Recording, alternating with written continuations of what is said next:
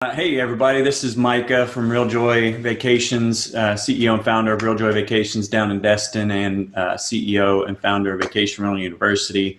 Today I'm here with Justin Jones from IMEG, Internet Marketing Expert Group, and we wanted to hop on a call and we're just going to chit chat. So it's going to be super laid back. We've been talking for weeks through this coronavirus nonsense, and we felt like we kept coming up with good ideas, and then we'd say, man, we got to tell our clients this, or we got to tell our owners this.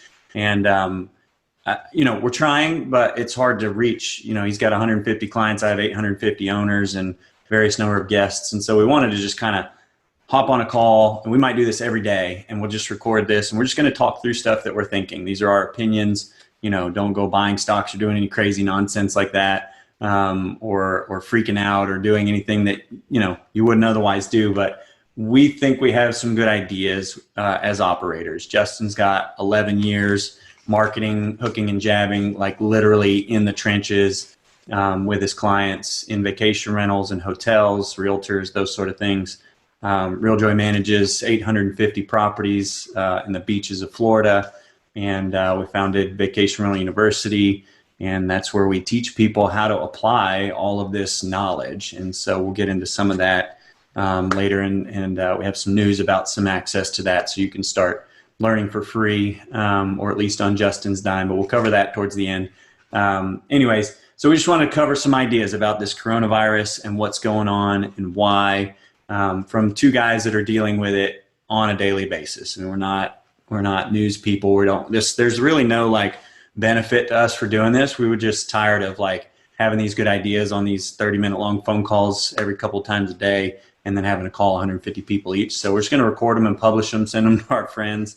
Justin, you got anything you want to say on an intro? Sure. No, just that. So, a lot of these things are the conversations I'm having with clients who are, in the vacation rental space, and really just open this up to the public. Things are not calmed down, but they're slowing down a little bit, which just gave us a little breather room to talk about this. And I know, you manage over 800 properties, so you've probably been, and your team's been dealing with owners, and that's kind of slowing down a little bit, and allows us to free up and maybe share some of this information to help some people that maybe we don't work closely with. Yeah. To give back, because we want our industry to be strong. Yeah. Yeah, perfect. Exactly. We want our industry to be strong. We all need to come out of this together. One thing that we realized is we're one big family, and this all hurt together. I've been talking to my competitors through this, trying to help everybody, trying to help homeowners. If we don't all win, we all lose. And so that's kind of the deal. We might talk about stuff through these, that is about competitors or about people making mistakes, but hopefully it's just to learn. We're not trying to throw stones at anybody. And so we'll avoid some of that. And so we just want to help you guys. One thing I would say is this will be on YouTube. We'll probably send it out on emails, all this stuff, but maybe put some comments and reply back with some questions that you guys have. So we're going to talk about all the stuff that we're thinking and that our clients and friends and colleagues are thinking. And, we might have plenty of content, but if there's questions, we can definitely talk about that for what it's worth. We don't claim to know everything. So we're just going to unveil some ideas. Feel free to talk in the comments. And one thing to remember too, that this is a very general conversation. We're trying to help them, a lot of people at once. So if we say something that's outside of what your business is doing, keep that in mind. Filter this through. But does that apply to my business? I think a lot of it will, but some of it may not, because you've got a little nuance in your business that's different. So this is a general conversation and not getting deep into specifics of, certain markets and specific niche industries and those kind of things. So filter it through, use it for what it's worth, but I think we can definitely add some value just because we've both definitely been on the front lines of this from two different angles that I think are very important in the vacation rental space. Yeah, cool. All right, so 3 topics we're going to cover, and remember, this is broad stuff. But 3 things I think we've decided to talk about today. We'll try to keep this as quick as we can. But how to save cash during this time, my CFO Jacob Dwyer says all the time, and who knows who he stole it from. All these ideas are stolen from somewhere, but oxygen, your cash is your oxygen in business. And so and it's funny, it's so funny that this is a respiratory virus and something like that's already being talked about, but it's true. in your business, your cash is your oxygen. And so we want to talk about ways to save cash.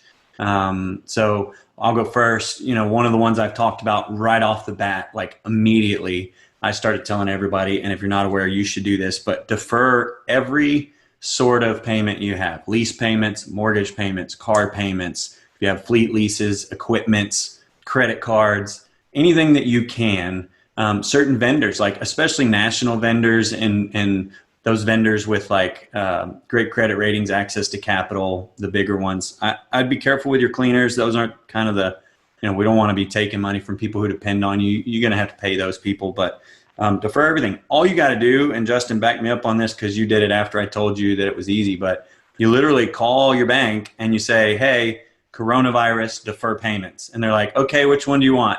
90 days this, XYZ, interest only. I mean, what was your experience? Yeah, so when you told me to do it, I was like, yeah, I'm going to do it. And I thought, man, I've got so many things going on right now. That's going to take a long time. I delegated to somebody else, and they literally did like dozens and dozens and dozens of these in half a day. Yeah. And then 2 or 3 of them they couldn't do I had to do because they wouldn't talk to them, even with a letter or whatever. So I had to call, and I was like, oh, man, I got time for this. And I called, literally, I was like, hey, what do you got options for deferment? They're like, we got this, this, and this. I was like, I'll take that one. They said, okay, thanks. I was like, what do you need from me? They were like, just say yes. I was like, yes. They're like, thanks, have a good day. Yeah, that was my experience too. I mean, Ally Financial, a local credit union. Ally is so easy. You go on and they have a box that says, do you want to defer your payments after you log in? And I clicked yes. And it was like, okay, you're deferred for 120 days. I was like, wait, what? I literally clicked one box. And then the credit union, I called them and I was like, do you need me to sign something? She's like, no, I'll take care of it. I'll send you a letter. 2 days later, I got a letter about the deferrals. Same thing with equipment leases. So what's important about this is, if you're still going to hurt, even if you deferred all your payments, it's still going to suck. But like, if you don't pay your office lease for a couple months and you defer it, you catch back up, or maybe they don't pay their mortgage and they let you off the hook and you just kind of skip it. Kind of the thought process here is if everybody kind of just takes a pause for a second, we all get through this together and we just lose 2 months of life or whatever. We don't all go bankrupt. And so even for some of you smaller companies or the gigantic companies, I mean, just do this. Now, you don't have to defer for 120 days if you don't want to. These payments and the interest is going to be tacked onto the back of your loan, obviously. You may just be postponing paying stuff. So, be smart about it. But, hey, right now, save cash. Another thing you need to do is tell your owners and your vendors and your people who are asking you for money and things like that. Like, tell them their strategy, send them this video where we talk about this. That's why we wanted to cover it first. But tell them to be doing this. That might lower the pressure. And then do it in your personal life. So this is not just business, you guys. Like, I'm the CEO of RealJoy. I was the first person that did not get paid immediately. All of our executives were like, hey, we got to sort out some stuff personally, but we're just not going to take a paycheck. And we're going to pay our employees the ones we can. Obviously, their layoffs. We'll talk about that next. But, do it personally. Don't be prideful about this. Like, literally, if you have things, your rent, your mortgage, all that stuff, personal as well as business. One quick thing I like to add on the oxygen, Rich, we can go without food and water for quite a while, and particularly food. We can go for a long time. We can't go long without oxygen. And business is the same way. We can go without all kinds of things. But in business, as Jacob said, cash is oxygen. And when you run out of oxygen in life and cash in business, you're done. Yeah. And the way I'm visualizing in my head is I had this oxygen stream coming into my business all the time. That's been shut off. Yeah. So now I got to go breathe other people's oxygen. Yeah. And the way I can do that, one lever I can throw is defer, which allows me to breathe some of the banks and my lenders' oxygen for 90 days, which helps me with cash, oxygen, whatever analogy you want to use. But definitely key to do that. Totally. And it's why the Feds cut rates, and it's why the Feds are pouring all this money into the bond markets and those sort of things, is so the banks can afford to do this. So you really don't have to feel bad. It's not going to go against your credit. A deferral never hits your credit. It'll look like a payment. So none of this stuff is bad for you. And honestly, like some of you are who are really worried about that, just trust me, at the end of the day, all of that's going to get rectified. This is unprecedented. So, you know. Let me add one thing to that. I'm really close with a couple of bankers, and one of them owns the bank.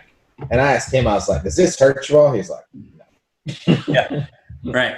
It doesn't hurt the bank. It doesn't. Short term, it's a little hurt, but long term, we actually like it. We actually end up making more money in the long run. Yeah, because they tack the interest onto the back and it accrues. So no, it's good.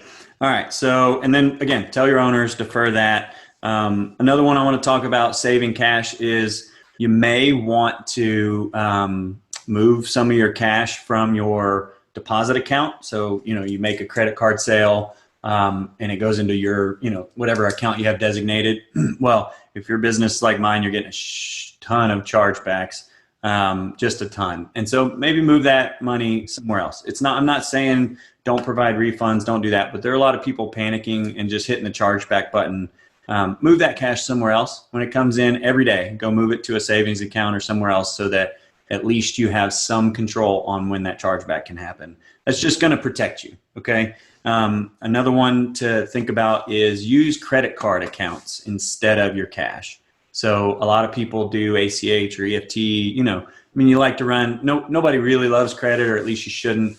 If you should, see me after, we'll have some conversations, but use it right now. That's what it's for. It's not for, buying more stuff than you can or growing faster than you can. It's literally for this kind of time. And so don't be afraid to max out your credit cards and defer them or pay the minimum payments, like save your cash.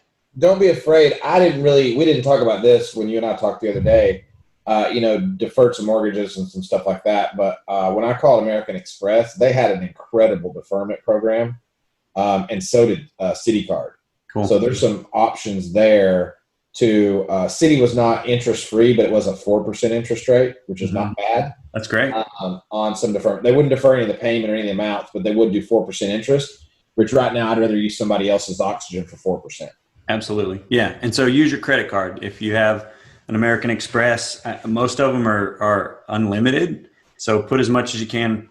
Put as much as you can on there, and then tell them, work out the deferment so you can actually build that up over several months, and you'll owe the money. So it's not free money. Don't go buy stuff you shouldn't buy.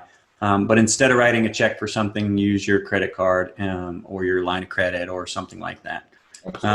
I don't know. I don't have anything else on how to save cash right this second. Justin, what you got?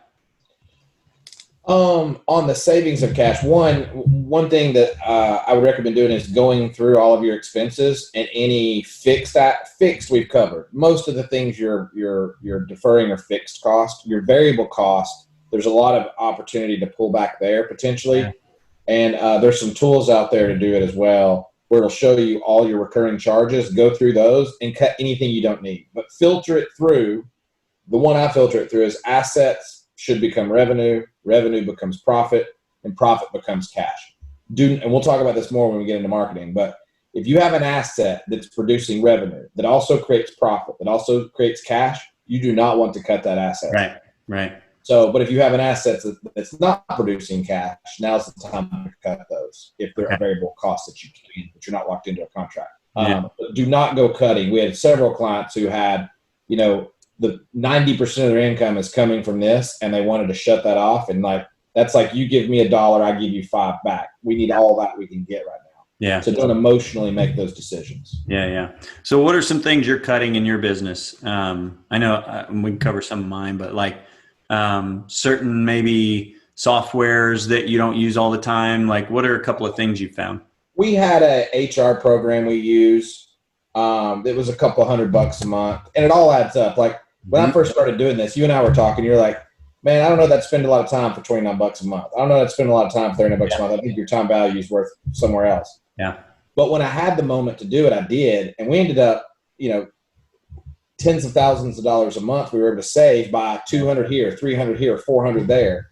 And the HR program is great. We're going to bring that back, but I'm not hiring anybody right now. Yeah. So I can turn that off for now, put it into zero mode. All my data stays in there. When it's back, I go turn it back on. Yeah. So some things like that are great things to go through. Yeah. And I think you'll be surprised, those kind of products and things that you use like that, your IT companies, your accounting relationships, you might go to turn them off and they'll say, listen, don't turn us off. We'll just pause the billing. And then you'll get to keep using them. So everybody's kind of trying to lose. I literally haven't met anybody that's been a jerk about this. everybody's kind of doing it in a big circle, and we can all do it. So we have met in the past week with over, I got the list right here. We've met with 68 clients. We've had one. Yeah. Was a problem. Yeah. I think that's amazing. Yeah. That's awesome. Yeah. That's awesome. Yeah. So look at things. And then you said something really critical the other day. I'll paraphrase, but you got to clear it up. It was something about if my revenue from something is 100,000, but my commission is 30, like talk about that and how the cuts actually affect that and how you're looking at profitability and sustainability. Yeah. So in short, I think what we're trying to do, if you were to say sum this up in 5 seconds, we have to cut expenses faster than revenue. Mm-hmm. But then what does that look like? So one of the things that's really helped our client is people typically in a time of crisis, they don't know what to do. So they tell stories and they don't act, and they kind of, become lethargic in their business and don't do anything because they don't know what to do, which is because they lack clarity. Mm-hmm. And when you have clarity, you typically have the ability to act. So the short version of what I try to get people to do is, we had a client who they said, man, what we're going to do, 52, it's a small client in this instance. We're down $52,000 in April. And I'm going to have to do this mass layoff, cut all my marketing, do anything. And I said, hold up. That's not the problem. The problem is the 52,000. So let's walk through that. You're a 30% company without fees, right? Yeah. Well, let's just go with that one. That means you're going to be $15,600 short of cash. Does that make sense? Yeah. We need to find $15,600 to cut. I just found $7,700 for you. So, and they're like, well, we already cut $4,000 and it didn't have any impact on the business. And I was like, okay, we got a $3,900 problem. Yeah. Now the question becomes, where could you go cut $3,900? And they immediately go, I could cut this and this. Is that an asset that produces cash? No. Cut it. Yep. Yeah. Now your revenue's down $52,000, but your profit's the same. Right. Yeah. So if your gross rent's $52,000 off and your commission's 30%, and you're really not trying to catch up to the $50,000 curve, right? You're just catching up to what your actual revenue would be. And that gets confusing because we're so caught up in generating bookings and gross revenue and those sort of things. But then even some of that revenue, it's never like some of these bookings are future bookings, and some it gets confusing. So getting really into the data about here's the bookings for April, here's my actual revenue for April, here's my profitability for April, finding out. And this is a good time. I cover this a lot in VRU, but it's know your margins and know your numbers.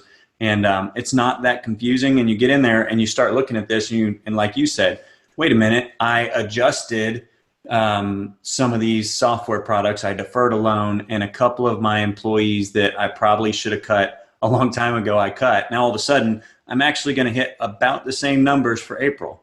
Now, it may not be possible. Like, I'm not saying because I know April's sensitive, it's sensitive for me. It's probably impossible. So don't think we're just layering that and you should be. No. For some, it's really hard. I mean, really, the bigger the business, the harder it is. The smaller the business, the easier it is, really. But with this client, they were wanting to cancel all marketing, get rid of all kinds of employees. And we really had a $15,000 problem that was already halfway solved. And actually now, unless they have more cancellations, they're actually going to be more profitable in April this year than they were last year with less revenue. Wow. Yeah, that's amazing. So think about that. Don't freak out about these big numbers. Really iron out, where is your money made? What are your margins? What are your profits? What is the actual cash you're going to receive? And figure out how to adjust around that. Don't try to chase the big numbers, and don't get confused in all the big numbers. Really break it down. And fortunately, a lot of people watching this, based on industry statistics, are under 50 properties, give or take, under management. And so some of this is likely fairly easy to do and fairly easy to hit. So yeah, one thing I'd like to throw in there, because I've been doing this, under the IMEG name for 11 years, and before that I had an IT company that did marketing and IT, so about 20 years. And we've seen probably 14 or 15 companies go out of business, all of them, for one thing. So we're talking about, through all this, what to do. Let's talk about what not to do real quick. And I think the one sin you could commit is to go spend your escrow. Yeah. Oh, I agree. Totally. And most people, sadly, speaking as an operator, most people already have done it or are doing it. Yeah. And that makes this more important. Like, it's not illegal in most states. There's a few states where it is. But spending your pre-deposits, you're spending money that's not quite yours yet. And we're going to get to, actually, why don't we move now, since we're talking about that? Because that's like, in my manager's brain, the first place to go get some cash, right? My operating account is at 0, but my pre-deposits account's at, 500,000. I'm going to go get some cash from there. But you can, not illegal, bad idea, because that money could come out in the form of chargebacks, come out in the form of refunds. You're still going to owe owners money, those sort of things. So let's talk about getting some cash. One of the first things that I'm telling people right now is, with this new stimulus package that came out, the SBA programs for the emergency relief of small businesses, especially in tourism, is huge. So if you are looking at loans, look at the SBA loans first. They're fast right now. They're fast track. They're fairly easy to do. Actually, I'll throw Jacob out under the bus. He actually told me before this call, he's like, hey, on your little webinar thing that you're doing, mention that if people need help, I'm a CPA, and sadly for Realjoy, he's going to have a good amount of time on his hands, so he's willing to help people. It won't be free. We can work it out with financing or whatever. He'll figure it out. But we want to help people. So if you're overwhelmed by how to apply for an SBA loan, shoot an email to me. You can shoot it to me, Micah, MICAH @realjoy.com, REALJOY.com. I'll get you hooked up with Jacob, and he'll figure out how to help you get your package. He can either do it for you, you just give him the info, or he can teach you and kind of walk you through it and the follow-up process and the amendments. Those sorts of things. I can't stress enough on that one, too, and there's a couple of reasons why. One is that right now the government's in panic mode, which has its downsides, but its good side is they're like, let's just give everybody money. Yeah. If we start reversing this out in the stock market today, which you're going to talk about in a little bit, about how that, if they get less in a panic mode, that may be pulled back. Oh, it will be. And then furthermore, if we were to go the other way, so if things start getting better, they might not be as lenient as they're going to be now. Mm-hmm. The second part is, let's say it gets worse. Then banks are going to be holding their money, and it'll be very hard to get financed. So if you're going, well, don't worry about it. You understand, I got a line of credit over here that's got $500,000 in it. They may not do that. Yeah. So right now, whether you need it or you don't, I would go get it. Yeah. Well, and that's one thing I talked to you about, because you were in the middle of closing some deals and refinancing some stuff. And I was like, bro, don't refinance into a line of credit, refinance and pull the cash out, right? Because what people forget is it's convenient to have a line of credit. That's not cash. That's a line of credit. And banks, without a lot of deliberation, can just turn off lines of credit. But once they close your mortgage and send you a couple $100,000 in cash that's in your bank somewhere else, it's really hard for them to call your mortgage. I mean, that takes a lot of work and a lot of communication. So go ahead and pull whatever cash you can now. Now, I know it's going to cost some money, but if you're forecasting some needs and you're just waiting because you don't want to pay 5% interest, I mean, just do it.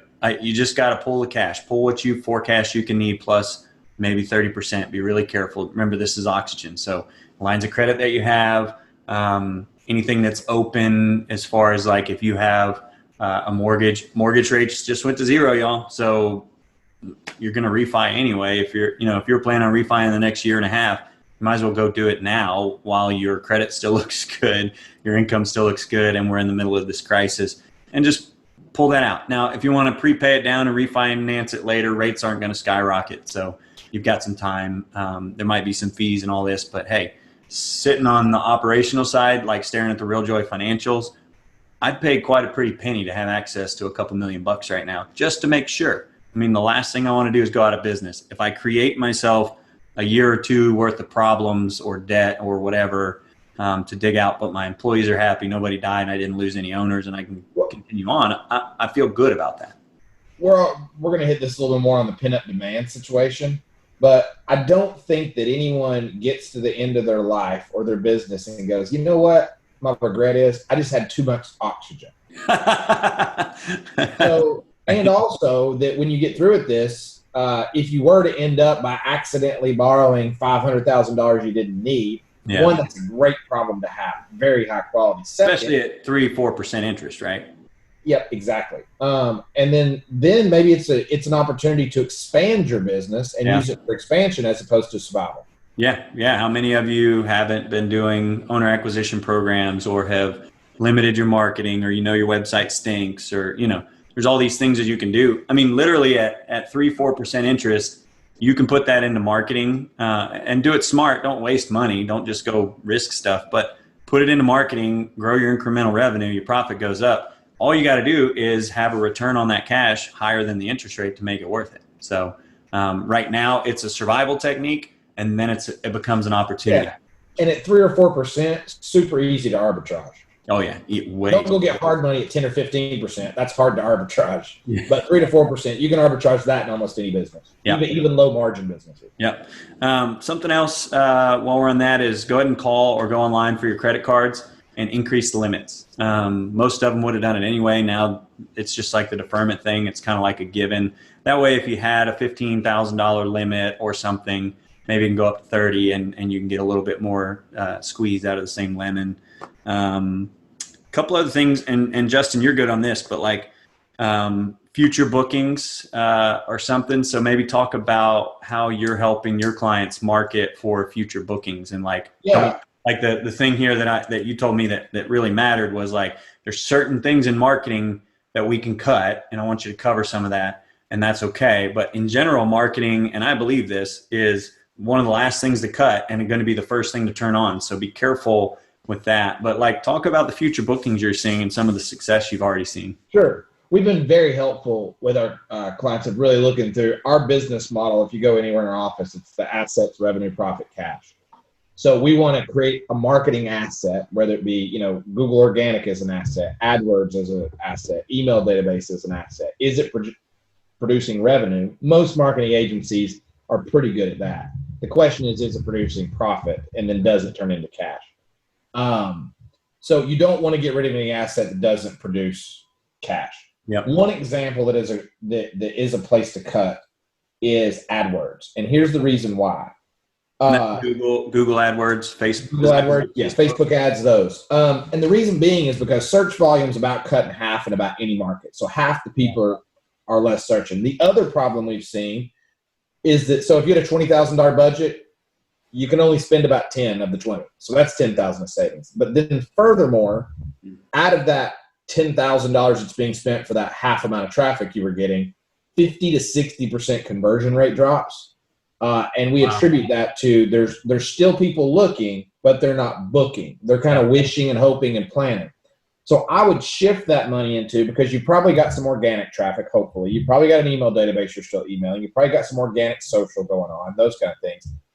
I'm not a big fan of programmatic ad buys, and that's a fancy term for retargeting. Someone visits your website, and then you follow them around the internet. I'm sure you've been to a website, and then you go and you're like, man, they're everywhere. Yeah. So those people are looking. You buy one piece of lingerie, and you look like a creep for the rest of your life. Yeah. So for my wife, I don't wear it personally. Converting that money from pay-per-click into the programmatic ad buy, the retargeting aspect of things, because people are looking, but they're not booking. So we want to stay top of mind.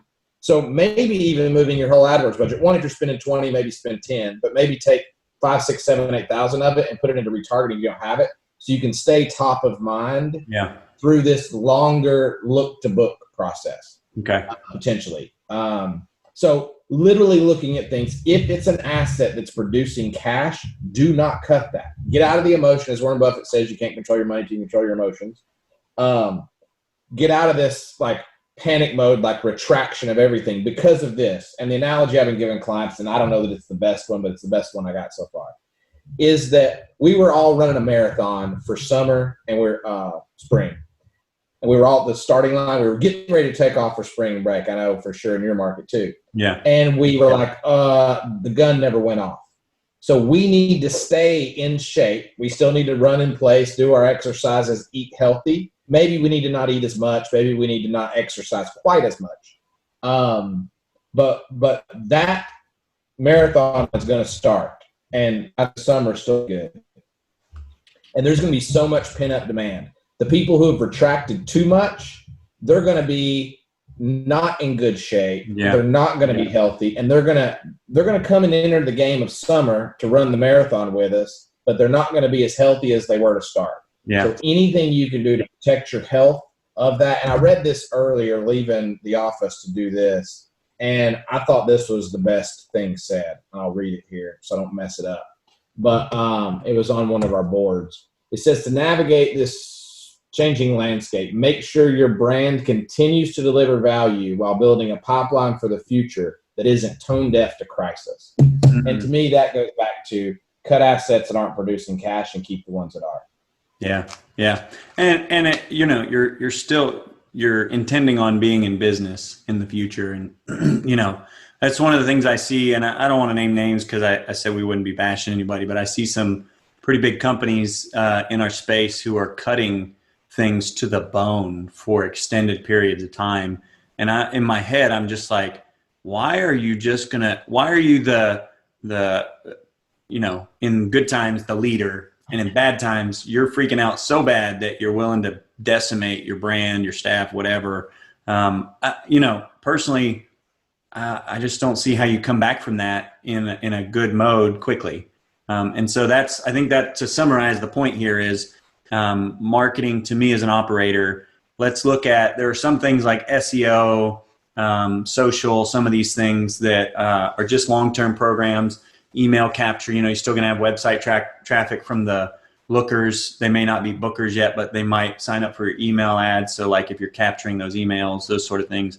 And then I think what we agreed on as a strategy for RealJoy, you know, just to lay that out there, I want my competitors to know this, I don't care, is let's pull back on the ad spend and some of these like direct costs right now, but we're going to keep the general maintenance costs and the cumulative stuff going. And then when we see signals, and a signal of a recovery to me, which we'll cover some like about the general, but for my business, as soon as Booking.com and VRBO start generating, let's say, a third to half of what my expected revenue is, I'll view that as, oh, things are coming back. And then I'm going to call, Susie at iMeg and say, Susie, turn my marketing budget back on. We already discussed this. Boom, pay-per-click, email, all the ad buys, all that stuff go right back on. And so, but don't cut so far to the bone with your marketing and your staff that you, like you said, you're out of shape. You took your shoes. Yeah, we've got several clients that have said, cut our budget, but hold it. Yeah. So when the market comes back and the pent up demand is ready, I want to be bigger and stronger than everyone. Yeah. Yeah. And to me, the fact that there's people like our website traffic isn't really going down. The conversion ratio is getting demolished, but that means there's still people looking. And so this is your time to communicate to them. So do whatever website tweaks, make sure your photos are updated, look at your rates, like do all this stuff and then get ready to book. So that looks good. And one thing I wanted, so that's about future bookings and you're seeing future bookings now. So some of the stuff we've done, Justin, I hadn't been able to tell you, but we're starting to get bookings again for July, August, September, October. It's very encouraging. A couple other ways to get cash is to move bookings instead of giving refunds. You know, just talk to these people and say, hey, let's move them into the future. I know I'm repeating what everybody's saying, so we'll move on. A couple ideas that I had, sell gift cards that are good for the next however many years, or instead of canceling with a refund, cancel with a gift card. And so you keep the cash, they get a gift card from you that has a unique identifier on it. And when they call and book in the future, you've had that cash at 0% interest for this whole time. And so you just apply that, cash that you had a year ago or whatever, to that new booking. And you need to keep track of that. I mean, that is an obligation or a debt on your balance sheet, but it is free money in that term. So gift cards or selling gift cards, like run a campaign that says, hey, help keep us in business. I know you love Destin or the Outer Banks or California beaches or the mountains or skiing or whatever. Help keep us in business. We know you're going to travel eventually. We're selling gift cards for 10% off or something, and sell gift cards. And then another one we have is cancellation fee. So people want to cancel, but it's against your policy. It's against the rental agreement, like you're saying no, or you're moving bookings. If they're really adamant, maybe charge them a 10, 15% cancellation fee. And so if your commission's 25% and you're charging 15% cancellation fee, you're getting 2/3 of the revenue for none of the work. The property is now open. You don't owe anybody any money. Yes, you let some oxygen out, but you receive some money and you can market that future booking. So this is kind of like if they're really pressing you for a refund or it's a really horrible story or whatever. You charge that 15%, you keep that, what would have been your revenue, and you open that night up or those nights and you book those in the future. So you can kind of double dip because, as we'll talk here in a few minutes, I really think the recovery is going to come back relatively quickly and very strong. And I'll break that out here when we get. I think we cover everything about how to get cash. I mean, today. Refinances, we talked about that, loans. The other thing I had on the list was I think that, I mean, I've had a lot of questions of, my thoughts and theories, which is just that, thoughts and theories and assumptions. When do we think this is over? And when it is over, where do we end up? Yeah. Oh, cool. Well, yeah, let's cover that. And for those of you getting tired of looking at us, this will be the last thing we cover. So we'll be done here in a moment. But so when's it over? That's a good question. We don't know. A couple of data points that I've read that I find interesting are the rate of doubling of cases has gone, and this is nationally, has gone from 2 days a couple of weeks ago to now like 5 days or so, which is that's huge. That's like we're getting to flattening the curve. Once you flatten the curve, it starts to go down. We've seen that in China and a couple other places. And so that's a big deal. That's the effect of this quarantine. And what's to be known about that, and this is what people don't understand, the initial pandemic, like when these cases were skyrocketing, we weren't really testing all that many people. So we were seeing this huge acceleration and not testing a ton of people, which means it was probably a lot faster. Now, like just in New York, I think they've tested in the last week more people than the rest of the world combined or something crazy.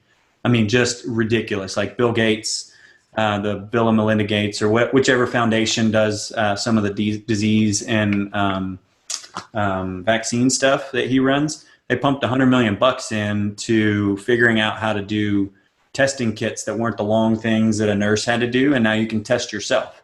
So in New York, and other places of high density, they're just handing people these small swabs. You swab your own nose, you turn it in, you get the results in half a day or something.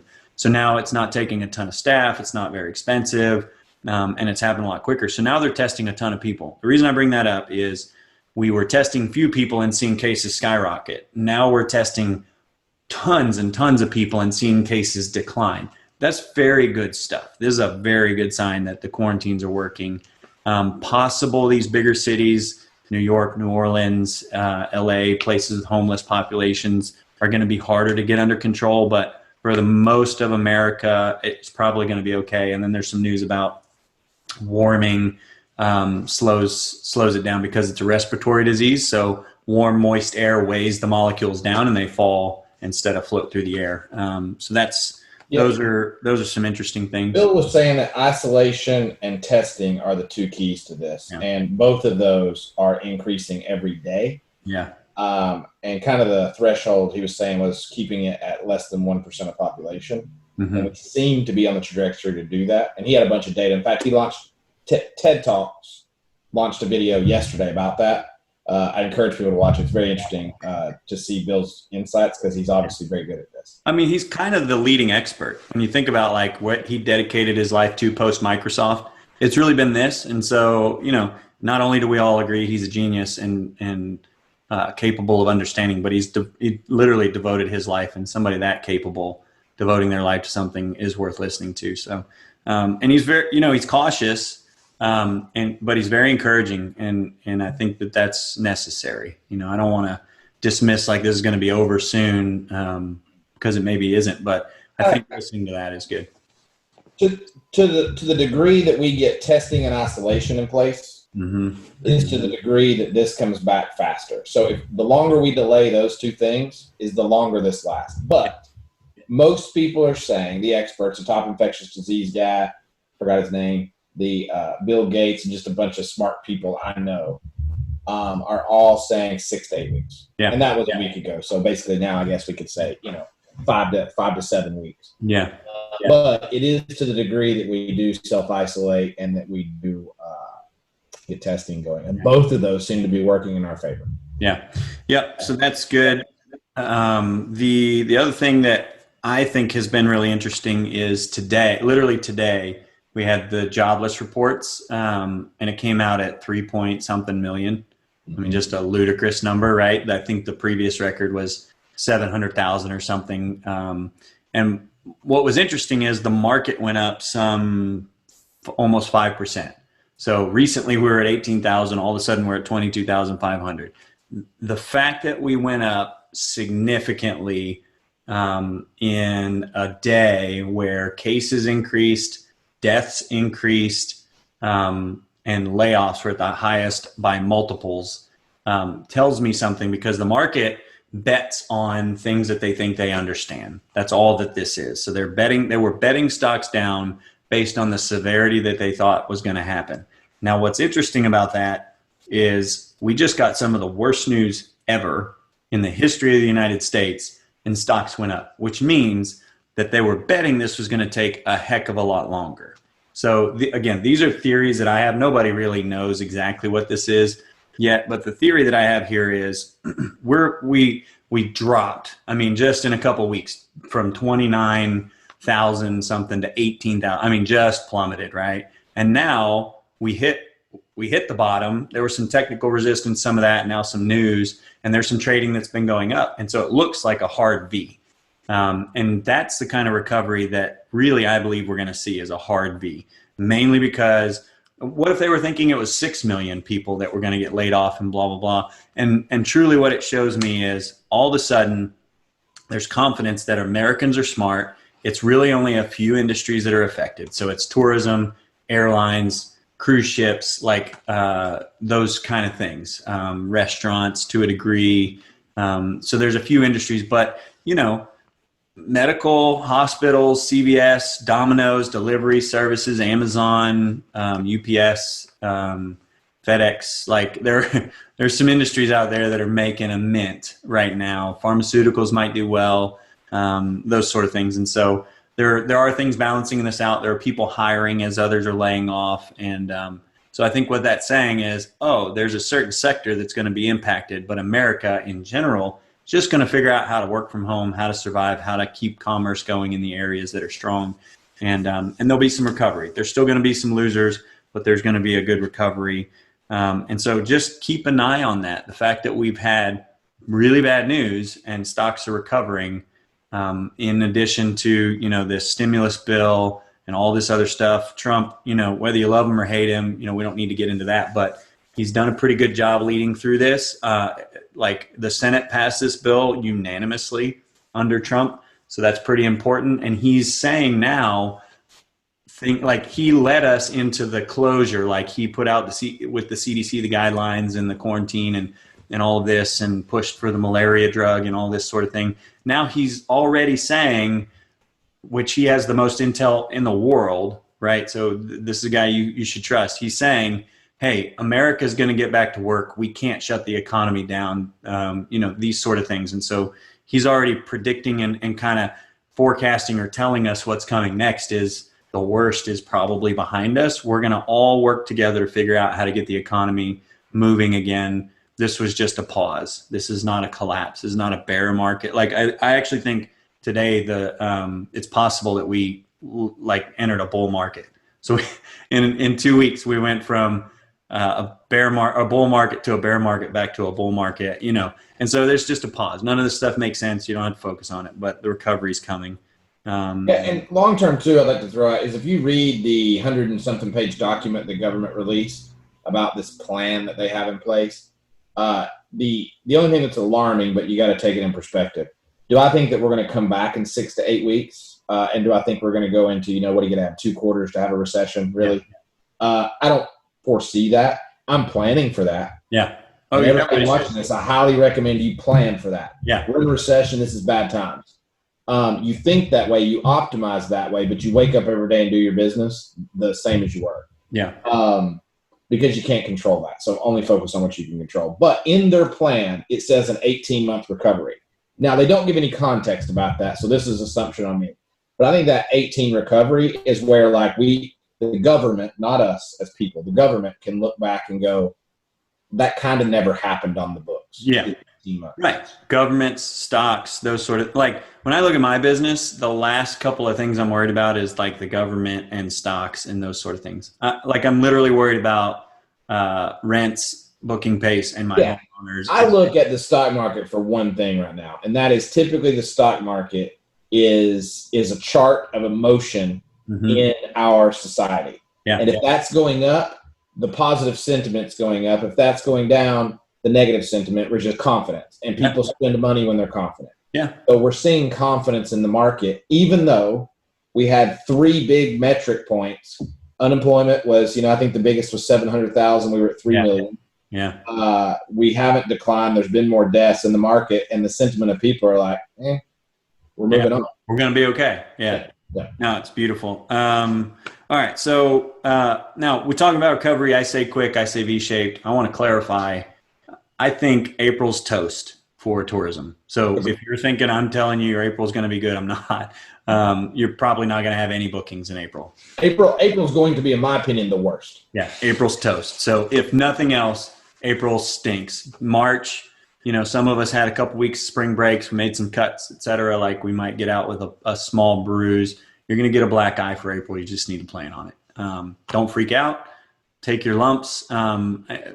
Keep looking at this. We're going to keep talking about this every day if we can, every other day, whatever, as often as we can. But plan on April to suck. May, it's going to start coming back. I think June, and that's where I wanted to get with you and get your opinions on this, because I have some theories, and so I want you to kind of argue with me or flesh this out. But I think June, the schools may or may not go back out, so it could be a little sooner, but schools will release at some point, and there'll be this pent-up demand. And my theory is airlines will not be taking people to Europe, so European, Asian travel, islander like type stuff, cruises, all this sort of international overseas type travel is just going to be shut down for quite a while. But most of the people watching this are in drive to or maybe a short, like flights will resume again. So it could be a fly to market like Denver or something, or the mountains, but they're not going to Europe. So the third of the population that traveled abroad while the economy was so good are now going to be stuck here. And by stuck here, I mean, they're going to go to the local destinations, drive to beaches, and not just once. Like traveling to Europe or Japan or China, that's expensive. I mean, crazy expensive. You spend 10 grand go for 2 weeks. Yeah, exactly. 2 weeks. You spend 10 grand coming to Destin for a week, you're going to live like a king.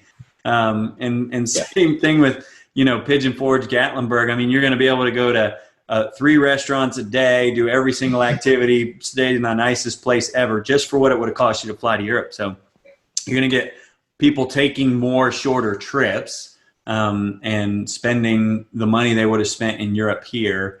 And I hate it for Europe, but I love America. I mean, I was a Marine, so like spend your money here. Made in America, bought in America, spent in America. Like, let's support American businesses. Let's take our vacations.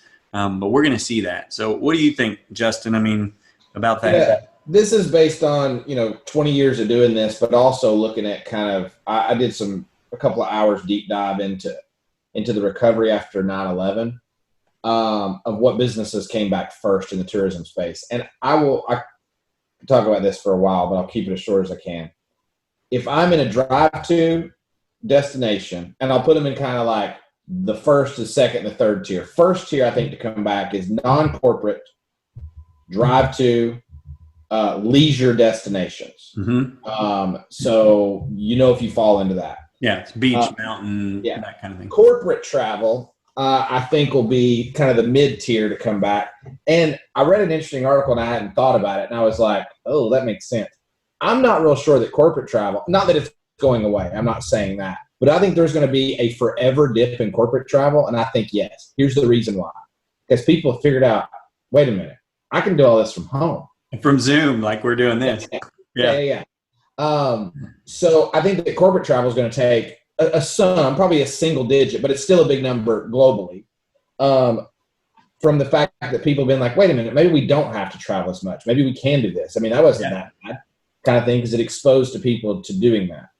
And then national fly-to destinations will be kind of the other. And then the last one to come back will be your fly to international destinations. And I think cruise ships are going to have a little bit of problem longer. And I don't mean this like years and years out, but I think if you're in a drive to leisure destination, and I think vacation rentals will come back before hotels. Oh, for sure. Yeah. Well, because we have like a cult-like following almost. I mean, most of my people they're repeat guests. They know Destin. They stay in the same neighborhoods, that kind of thing. So, but if you're in a drive to and even a fly to, you'll be very quickly to return. Yeah. When it does happen. I don't know when that is, 6 to 8 weeks to 18 months. But yeah. Right. But I think if you're in those, you've got you'll be the first to recover. Yeah. Yeah. Cool. One thing. So last thing I want to cover, and then we can wrap up, is we're making all these cuts, right? We're finding expenses we shouldn't make. You found some, and I found some. What I would encourage you is when you make these cuts, as business gets back to normal, really ask yourself hard questions before you start adding stuff back. For instance, like, this is dumb, but I cut out personal YouTube premium or whatever. I don't know, $15 a month or something. But, like you said, it starts adding up. So personally, I cut it. I'm like, wait a minute. I can watch a 30-second ad. Like, I don't watch YouTube so much that a 30-second ad a day is worth $15. And so, like, look at that in your business. Like, what products were you using that was just lazy? What stuff had you just not turned off that now is turned off? And just be careful. What employees did you cut because you actually kind of wanted to cut them and this gave you the excuse? It's a hard reality, but like, just don't add stuff back to your business that you don't need. And so as revenue comes back, if you're careful about what expenses you add back, you recover faster. So don't just go straight back to business as usual. Don't pay all your debt off all at once. Really analyze that stuff, do the math, add back what's appropriate, pay your debt off as it is appropriate, based on, if it's a good use of that capital, pay the 3% or the 4% or even 6%. If it's not, start paying that loan off or whatever. If you're uncomfortable, it's a risk, pay it off. But just be careful what you add back and try to focus on your margins and your profit when you come back, and don't just go back to business as normal, because maybe your business stunk in the first place. And this like literally is just a way for you to get a better business out of the deal. Yeah, I'd added up some charges. While this is good and depressing at the same time, you look at it and you go, it's $15 a month, it's $20 a month, it's not a big deal. And I use it twice a year for 5 minutes. Yeah, keep, because it's easy. Right. But I looked at charges that I'm like, I really didn't need that. Even the once or twice I use it, I don't need it. In the past 8 years, Rich, if you look at like, I cut $15 here, like, yeah, you got way bigger problems than $15. Yeah.